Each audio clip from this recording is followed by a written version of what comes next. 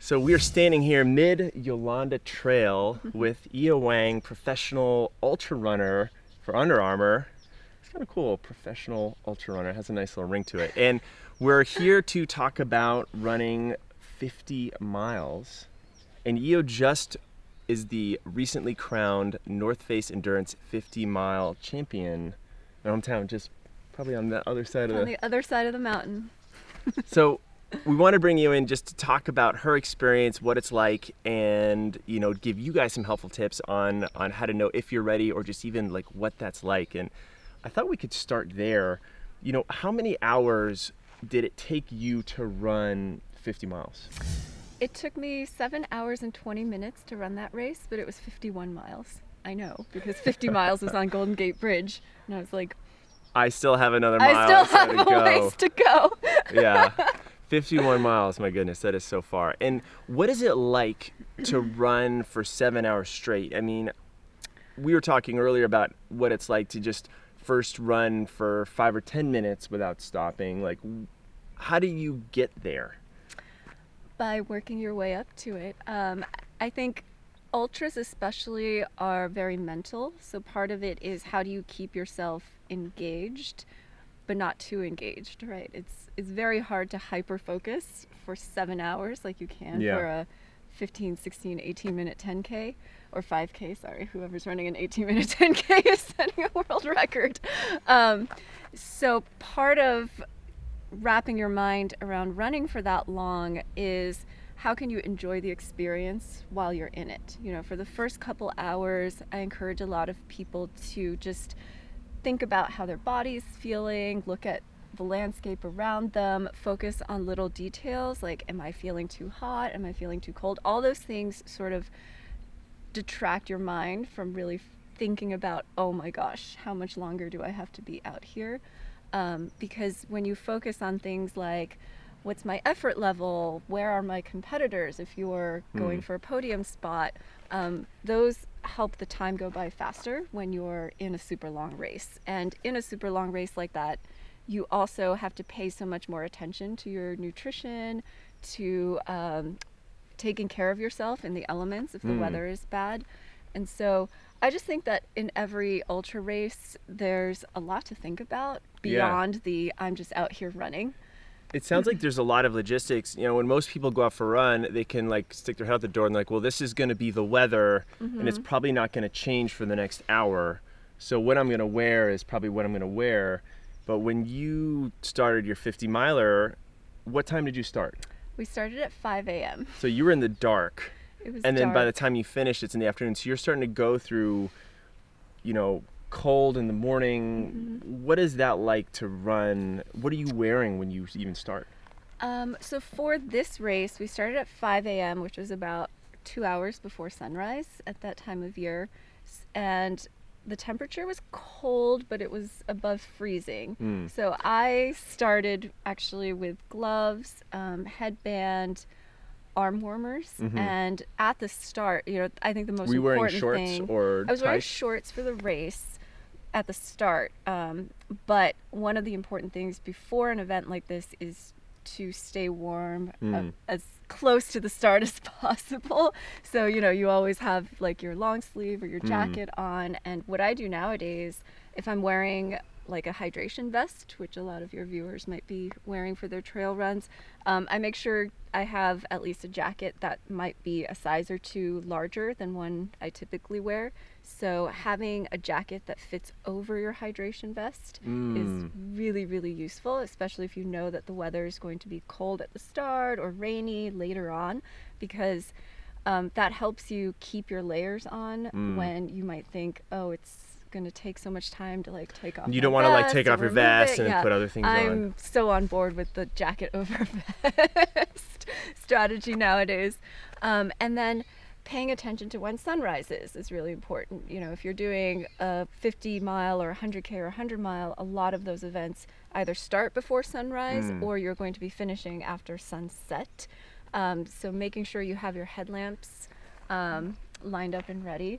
I have a really bad story about Western States where I went to Squaw and discovered that my headlamp battery doesn't work anymore. And I had like a very special headlamp, so I had to make some emergency texts to my friends who were driving up later, like, can you pick up a battery for my headlamp, because I only have one that works and you really need two because, you know, you might be going overnight on this event. So in the days leading up to the race, you have to make sure that you have your nutrition planned out, that you have your headlamp ready if you're starting or finishing in the dark, that you have options, right? Because the weather can always change. So having options for what you want to wear on race day, you might roll up to the start and be like, oh, this is a microclimate where I'm super hot. Actually, I don't need to wear this jacket. Like, I can either tuck it in my pack for later or give it to my crew. Yeah, even sometimes running around here, it can stay like really cold in the valleys, but you come up here in the sun and it can get really warm. Yeah, and that day during North Face, it was super foggy, which helped it stay warm,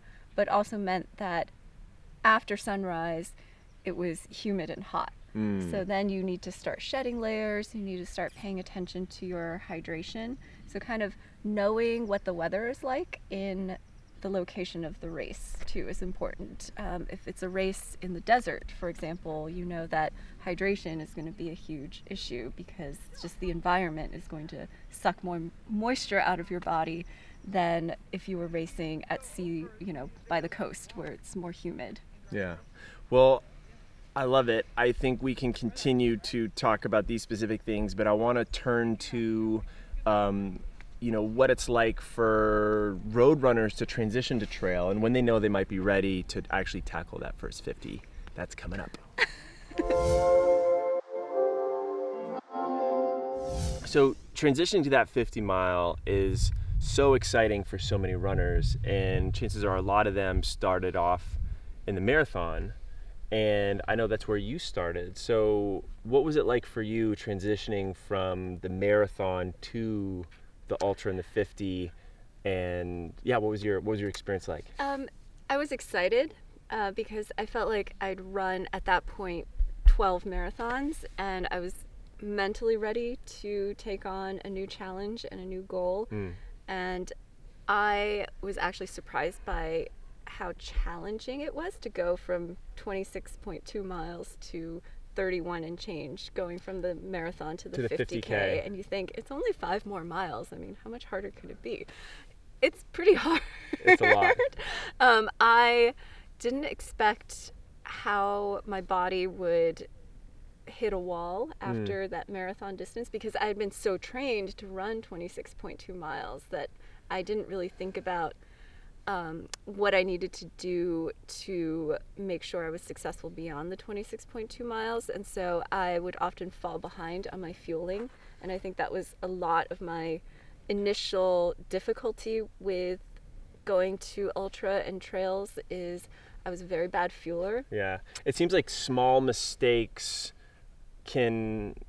you can kind of get away with them in shorter events, but as the event gets longer, it gets magnified. Exactly. So even up to a marathon, I feel like you can kind of get away with slightly under fueling, but once you go beyond a certain threshold of time or distance, whatever your body is trained to do, it will rebel and you'll hit a wall, or, you know, your muscles will start spasming.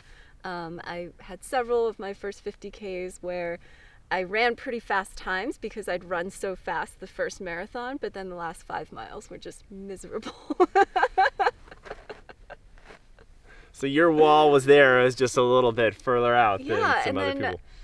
You know, it took some time and some experience to start pushing that wall farther and farther, and to suddenly realizing, hey, if I keep eating throughout the event or the race, then I won't feel so bad after a certain distance. Now with marathoners, a lot of times they focus on their weekly mileage and they do their long runs, and their long run is usually done at certain distances, and when you get more serious, it might be done at certain paces. How does that translate to doing some of your longer runs for an ultra? The training becomes a lot more going by time. So your long run might be, hey, do 3 hours of running on the trails. And one of the things you want to be cognizant of is, for the race that you're getting ready for, what type of terrain and elevation is, and you try and mimic that as much as you can in your training. So if it's a race that's got, it's a 50K and it has 5,000 feet of climbing, then maybe your 20-mile long run should have 3,000 to 4,000 feet of climbing, and however long that takes you, maybe it's 3 or 4 hours, versus like saying, I want to run 20 miles at this pace on the road. You just can't predict that on the trail. You can't say, like, I'm going to go out and run 3 hours at an exact pace. Now, when you're more familiar, we're on Mount Tam right now, or right next to it. This is your stomping ground. You have probably a good sense of how long certain trail and running routes now take you. How much time do you spend training just time versus distance when you do runs? When I'm doing a true trail running block, there's a couple runs throughout the week where my coach will just say, run for 90 minutes. Or my long run might be get out on the trails for 4 hours, and that's it. And at this point, I kind of know how far you're going to go in that respect. I'm going to go, depending on how much climbing a route has. Like, I have certain routes all over the mountain that I can adjust depending on how long I need to be out. Now, another one that challenges runners, we get questions on pace all the time. How fast should I be running? I don't know if I'm ready to run X speed. When we're going up and down terrain, how do you solve that problem? Paying attention to effort and knowing the trail. So predicting a pace on a trail is kind of difficult unless you know what the trail is like, because there's always undulations no matter how flat a trail is. You will never be able to run as exact or as fast a pace as you would over a certain length of paved road or bike path.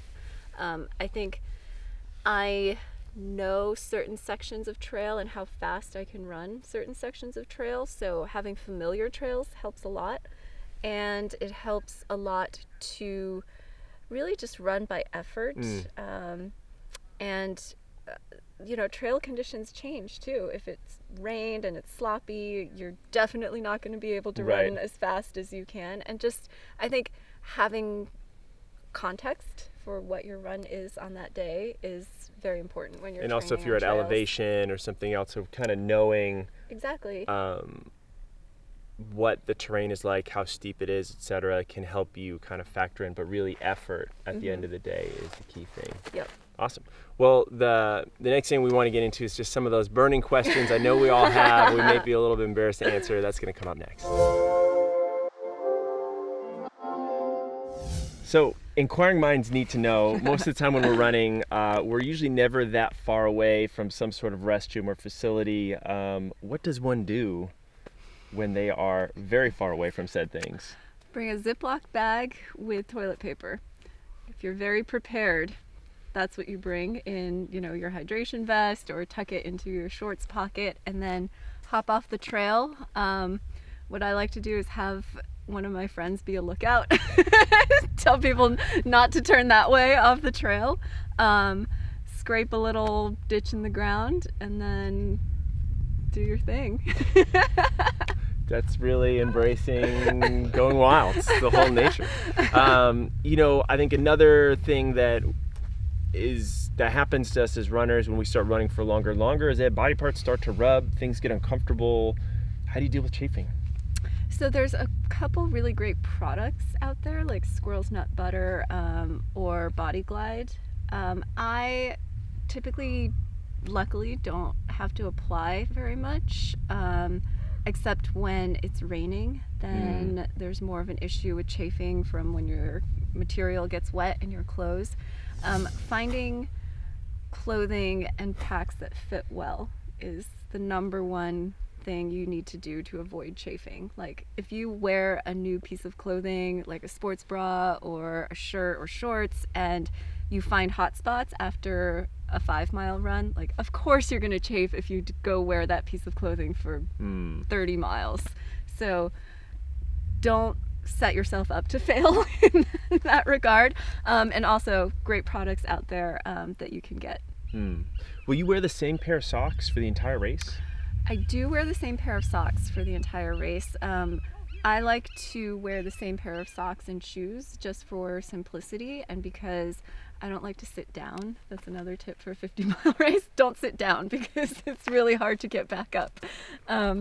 And sometimes what I do is I actually will body glide my feet or apply anti-chafe all along my toes, along the edges of my feet, kind of on the heel and the Achilles.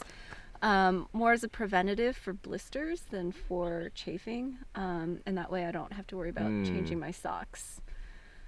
And then finally, we all love listening to music when we run. I think we do. Do you listen to music when you run? I don't listen to music when I run. I listen to music a lot in my car as I'm driving to a trailhead or to a race.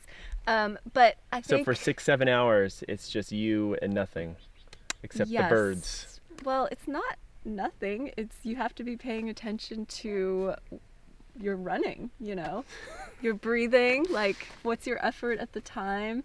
Those are things you want to be aware of and what you're paying attention to. And I think especially because when I do a race, I'll often end up by myself. I don't want to be distracted when it comes to course finding. You know, sometimes that can be challenging. And if your mind gets distracted for a second, you're flipping through your playlist, you miss a turn, I need no the next good. song. Oh, I haven't seen a trail marker in a while. What do I do now?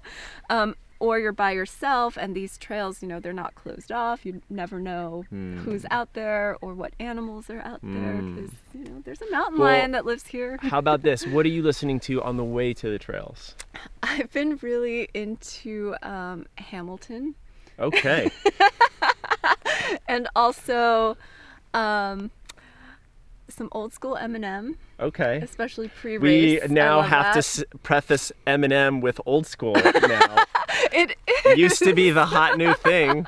Isn't necessarily but anymore. All his good stuff is the old stuff. Like, I don't know if Morgan... Do you know who Eminem is? Oh my God. Well, yeah, thank you so much for all of your tips. We'll have more details down below this video if you want to, follow YiOu's journey with her running this year. More 50-mile races in the mix. If you guys want to continue to get that experience of what it is to like run on the trails, well, we made a video following Holly and Morgan through the North Face race. They both ran the 50K and the marathon. And that is playing right over our shoulder, right over here. You just go ahead and click that guy. We'll see you guys in the next video.